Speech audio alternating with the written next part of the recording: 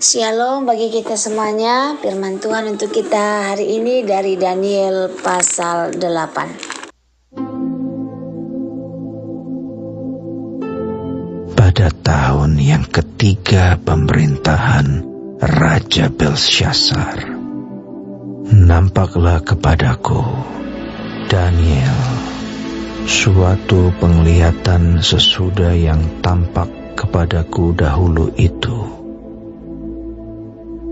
Aku melihat dalam penglihatan itu, dan sementara aku melihat, aku berada di Puri Susan yang ada di wilayah Elam, dan aku melihat dalam penglihatan itu bahwa aku sedang di tepi sungai Ulai. Aku mengangkat mukaku dan melihat, tampak seekor domba jantan berdiri di tepi sungai itu. Tanduknya dua dan kedua tanduk itu tinggi, tetapi yang satu lebih tinggi dari yang lain, dan yang tinggi itu tumbuh terakhir. Aku melihat domba jantan itu menanduk ke barat, ke utara, dan ke selatan, dan tidak ada seekor binatang pun yang tahan menghadapi dia, dan tidak ada yang dapat membebaskan dari kuasanya. Ia berbuat sekehendak hatinya dan membesarkan diri.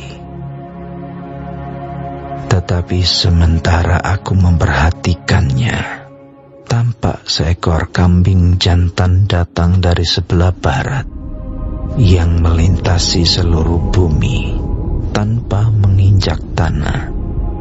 Dan kambing jantan itu mempunyai satu tanduk yang aneh di antara kedua matanya.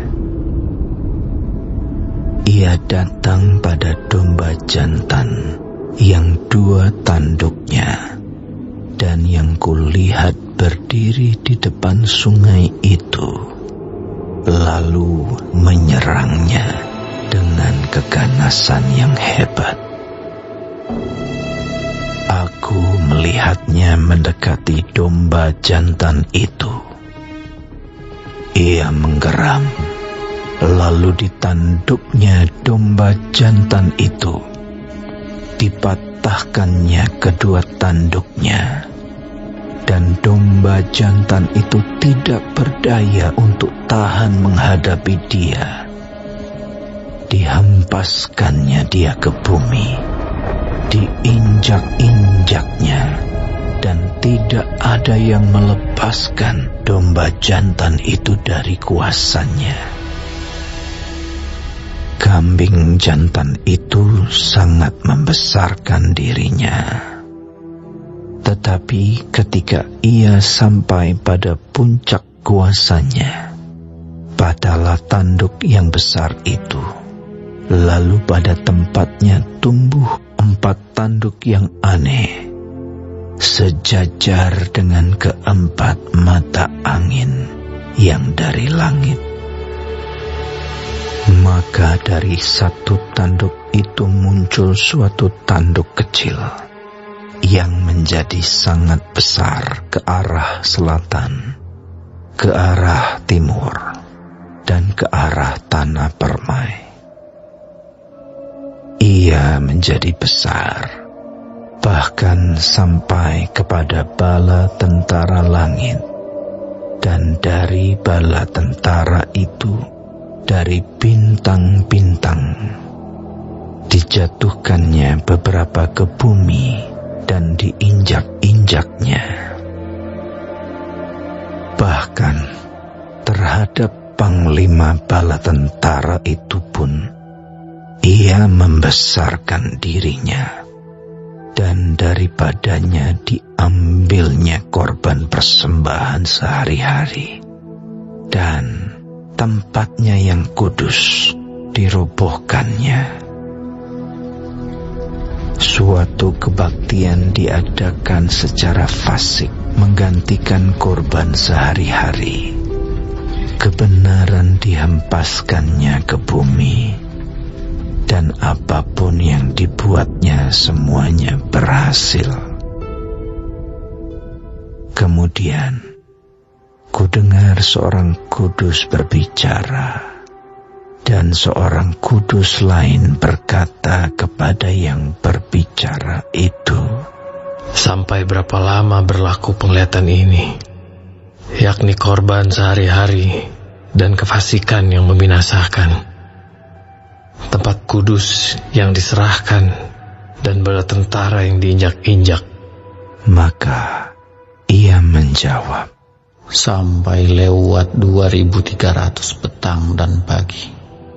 Lalu tempat kudus itu akan dipulihkan dalam keadaan yang wajar." Sedang aku, Daniel, melihat penglihatan itu dan berusaha memahaminya. Maka tampaklah seorang berdiri di depanku yang rupanya seperti seorang laki-laki, dan aku mendengar dari tengah sungai Ulai itu suara manusia yang berseru, "Gabriel, buatlah orang ini memahami penglihatan itu."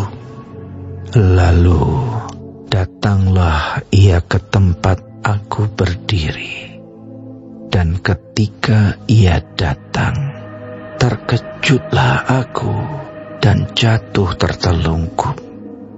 Lalu ia berkata kepadaku, "Pahamilah anak manusia, bahwa penglihatan itu mengenai akhir masa." Sementara ia berbicara dengan aku, jatuh pingsanlah aku, tertelungkup ke tanah. Tetapi ia menyentuh aku dan membuat aku berdiri kembali. Lalu berkatalah ia, "Kuberitahukan kepadamu apa yang akan terjadi pada akhir murka ini, sebab hal itu mengenai akhir zaman. Domba jantan yang kau lihat itu dengan kedua tanduknya ialah raja-raja orang Media dan Persia. Dan kambing jantan yang berbulu kesat itu ialah raja negeri Yunani. Dan tanduk besar yang di antara kedua matanya itu ialah raja yang pertama. Dan bahwa tanduk itu patah, dan pada tempatnya itu muncul 4 buah. Berarti 4 kerajaan akan muncul dari bangsa itu, tetapi tidak sekuat yang terdahulu. Dan pada akhir kerajaan mereka, apabila orang-orang fasik telah penuh kejahatannya, maka akan muncul seorang raja dengan muka yang garang dan yang pandai menipu. Kekuatannya akan menjadi hebat, tetapi tidak sekuat yang terdahulu. Dan ia akan mendatangkan kebinasaan yang mengerikan. Dan apa yang dilakukannya akan berhasil. Orang-orang berkuasa akan dibinasakannya, juga umat orang kudus. Dan oleh karena akalnya, penipuan yang dilakukannya akan berhasil. Ia akan membesarkan dirinya dalam hatinya. Dan dengan tak disangka-sangka, banyak orang akan dibinasakannya. Juga ia akan bangkit melawan raja segala raja. Tetapi tanpa perbuatan tangan manusia, ia akan dihancurkan.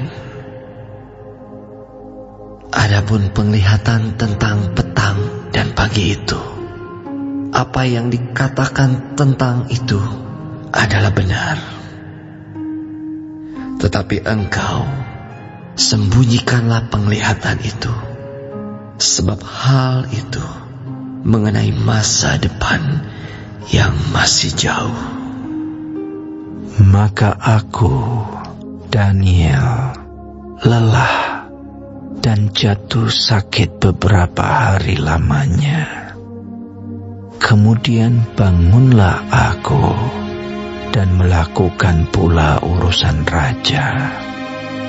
Dan aku tercengang-cengang tentang penglihatan itu, tetapi tidak memahaminya. Kitab Daniel pasal 8 menceritakan penglihatan nubuatan yang diterima Daniel pada tahun ketiga pemerintahan Raja Belshazzar.